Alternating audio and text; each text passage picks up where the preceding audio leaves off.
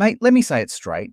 Anthony Albanese is about to walk face first into a political woodchipper, and the bloke yanking the throttle is none other than Donald bloody Trump. This isn't just another awkward handshake at the G7. Nah, this is the start of what could be the ugliest diplomatic slapfight Australia's seen in decades. Albanese has no clue what he's wading into. And worse, we're the ones who'll pay the price, while these two world leaders butt heads like roos in rutting season. You know what gets me? While Anthony Albanese is off gallivanting around with his little Labour Party mates, sipping cocktails at summits, we've got pensioners in Darwin who can't afford to run the bloody aircon. But sure, let's send another $1 billion overseas. Let's keep rubbing Trump's nose in it like he's some chihuahua that piddled on the rug. Because, that always ends well. Before we rip into this Albanese-Trump train wreck, where Albo picks a fight with Trump, gets ghosted at the G7, and Australia's global standing nosedives faster than a budget promise, smash that like button, like you're deleting weak leadership from Parliament. Subscribe if you're sick of being caught in the crossfire of ego wars. And grab the Error 404 Motivation Not Found shirt. Links in the description before Albo tries banning that too. Now Trump, whether you love him or reckon he's madder than a cut snake, doesn't do passive-aggressive. He's not going to nod politely when Albo tries to dodge defense spending or pretend like banning an American speaker ain't a diplomatic insult. Trump's already made it crystal clear. If you won't pay for your own defense, don't come crying to us when the wolves circle. And fair dinkum? He's right. We've got Albanese acting like 2% GDP for defense as a heroic effort, while Trump's asking, mate, do you even lift? It gets better.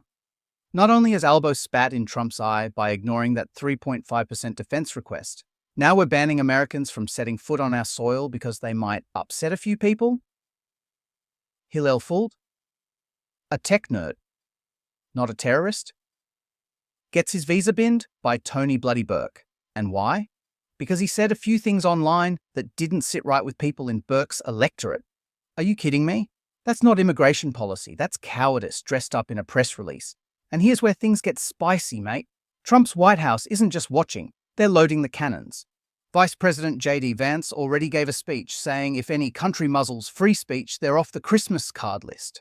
Secretary of State Marco Rubio went even further, basically saying if you silence American voices abroad, don't be shocked when we slam the doors shut on you. And who do you reckon he was talking about, eh? Not Iceland, that's for bloody sure. Anthony Albanese is about to find himself in the firing line of Trump's Twitter cannon. And trust me, once Trump's fired up, it's like trying to wrestle a croc with your bare hands. You don't win, you just try not to get eaten. But what's Albanese doing instead? Acting like it's all just a bit of a misunderstanding, like the Americans will forget about it after a nice glass of Shiraz and a few handshake photos. Mate, have you met Trump? While all this is brewing, what's the average Aussie getting out of it? Higher fuel prices, energy shortages, and a government more interested in impressing foreign diplomats than fixing the bloody potholes in Perth. Albanese keeps talking about the rules-based order. Mate, I can't even get my local council to pick up the bins on time. How about we fix that order first? And you've got to wonder, who exactly is Anthony Albanese trying to impress? Because it sure as hell isn't the bloke in the White House. Trump doesn't play that diplomatic ballet nonsense. He sees weakness, he pounces. He sees hypocrisy, he tweets. And right now, Australia looks like a sitting duck painted in red, white, and blue hypocrisy. This isn't just some political spat either. This is about sovereignty, about whether we're a real country with a spine or just a polite outpost taking orders from whoever screams the loudest. Albanese banning that American speaker is a slippery slope, and once you start sliding, mate, it's hard to stop. Today, it's a visa. Tomorrow, what? Books? Journalists? Bloody memes? Here's the kicker. The bloke wasn't even coming here to stir the pot. He was going to talk tech and innovation, stuff that could actually help Aussies. But Albanese's government saw a few spicy tweets and said, nope, too risky. Meanwhile, the same government hands out visas to people from actual war zones without blinking. Fair dinkum, you can't make this stuff up. And while we're talking real threats, can someone tell me why Anthony Albanese thinks it's okay to keep flogging our energy off to China while our own families freeze in winter? Trump's right to question our commitment. We've become so soft we'd rather sell our gas overseas and let locals use blankets and candles. Albanese says we're working toward renewables. Yeah, mate. Try telling that to someone whose power got cut during a heat wave. Trump sees through it. He knows that, for all the talk about climate and sustainability, the only thing sustaining the Albanese government is photo ops and fluffy press releases. And now that we're officially on Trump's bad side, expect those US trade talks to suddenly stall, military ties to need review, and Aussie exports to sit on docks in California until the prawns rot. And don't even get me started on what this means for ANZUS. That treaty used to mean something. Now, with Albanese giving Trump the finger over defense and speech, we're putting that alliance on life support. And trust me, Trump won't hesitate to pull the plug if he thinks we're bludging. He said it once. We're not going to defend countries who won't defend themselves. That's not a threat. That's a promise. Meanwhile, back home, Albanese and his team are spinning the same tired lines. We're committed to peace. We believe in dialogue. We want to avoid hate. Mate, you can't claim to be pro-peace while banning someone for talking. That's not peacekeeping. That's policing thoughts. And Aussies are waking up to it. People are sick of being told what they can think, what they can say, and who they can listen to. Trump might be loud, brash, and unpredictable. But you know where he stands. With Albanese, it's like trying to read a GPS underwater. 1 minute we're mates with America. Next minute we're ghosting them at the summit.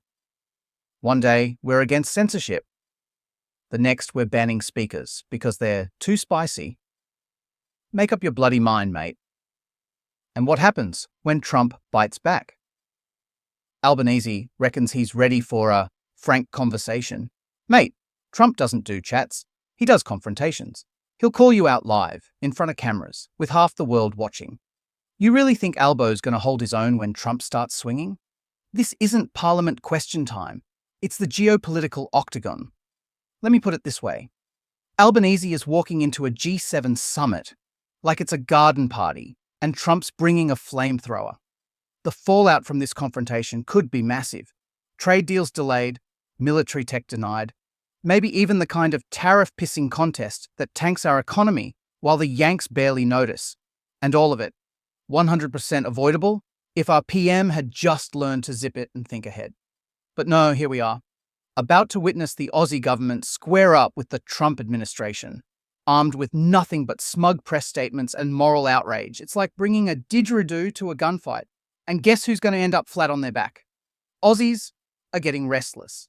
They're tired of the lectures, tired of the performative politics, tired of being told that being patriotic means staying silent while the country's sold off bit by bit. Albanese thinks he's protecting the public. What he's really doing is pissing off our biggest ally and undermining the very freedoms we're supposed to be proud of. And look, this isn't about picking sides. It's about standing up for ourselves, about saying, nah mate, we won't be bullied by Trump, but we also won't bend over backward to appease every critic with a Twitter account. You don't need to love Trump to realize he's not someone you want to provoke unless you're ready to fight fire with fire. And right now, Albanese is walking into that blaze with a paper umbrella. The average punter just wants stability, lower bills, safer streets, a government that cares more about what happens in Brisbane than in Brussels. But instead, we've got Albanese taking political risks for brownie points that'll evaporate the second Trump blows up on Truth Social. And when that happens, and it will, don't say we didn't see it coming. Now here's where the wheels really come off.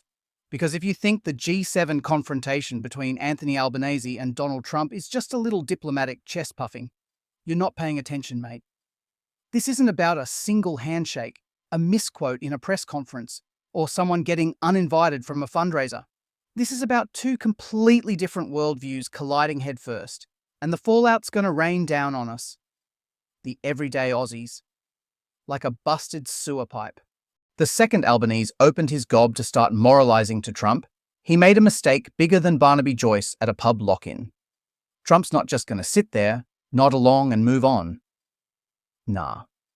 He's already briefing his inner circle, calling Albanese soft, woke, and a bloke who talks big but delivers zip. You reckon that's exaggeration? Think again. Word from insiders, real sources, not political fan fiction, say Trump's inner circle is already floating the idea of putting Australia on watch in terms of trade and military intel sharing. Let that sink in for a second. Because of Albanese's political showboating, we could be downgraded on intelligence sharing with the US. That's right, we might not get full access to Five Eyes data anymore.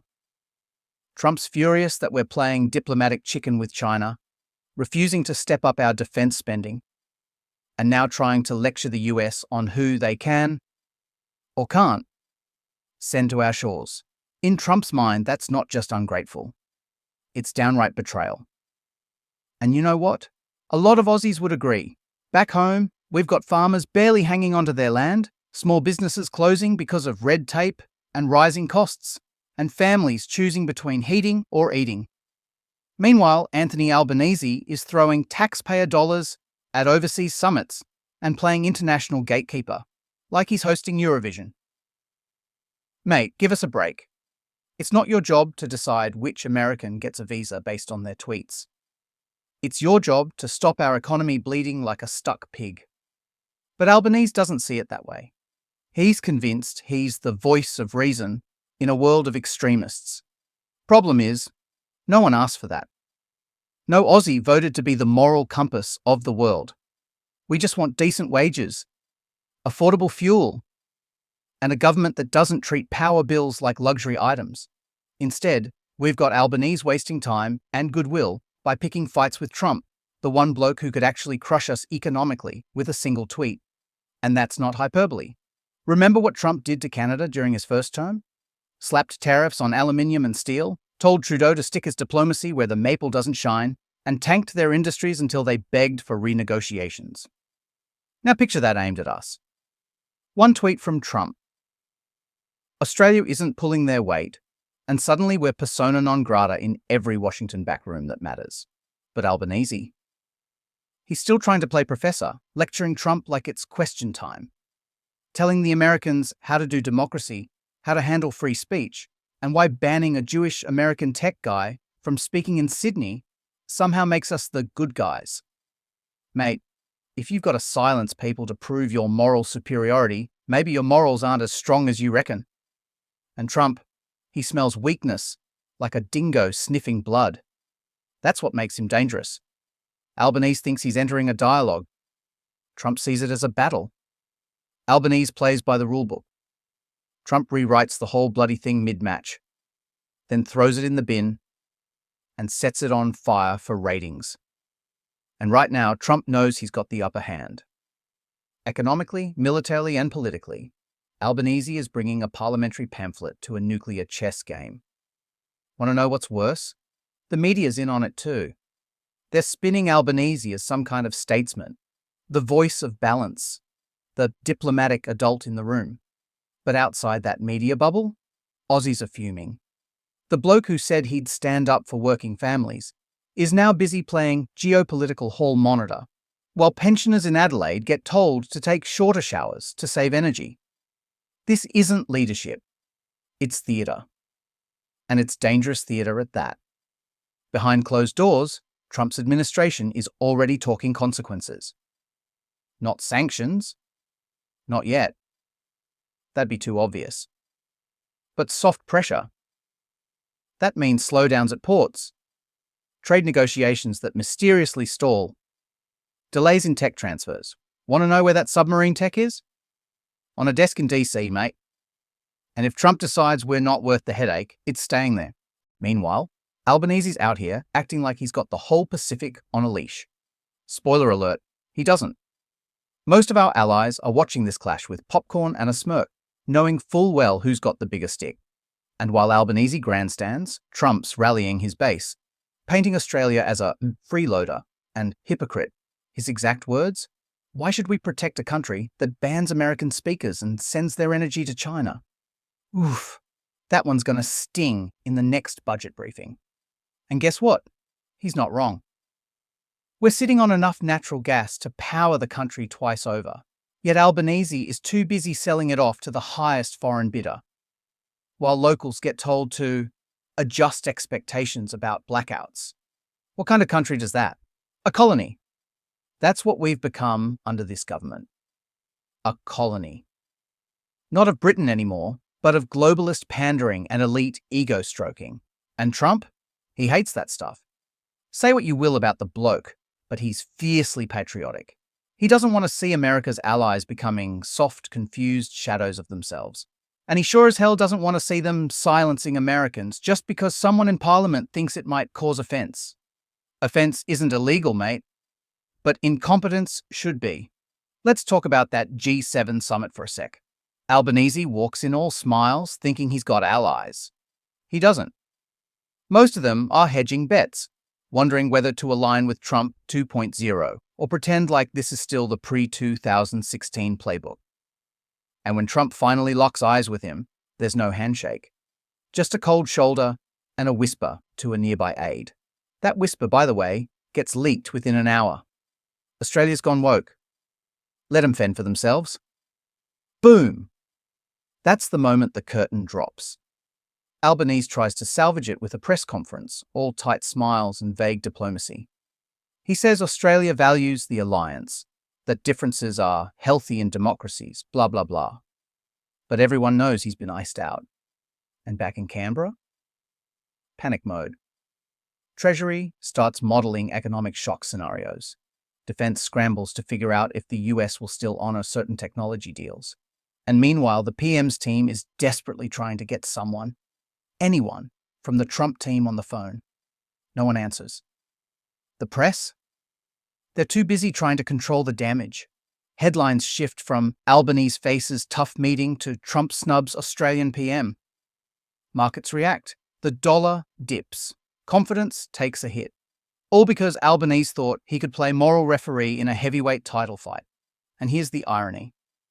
While all this happens, Trump gains support. In Australia, yeah, you heard that right. Polling shows younger Aussies, tradies, truckies, and small business owners start saying, you know what?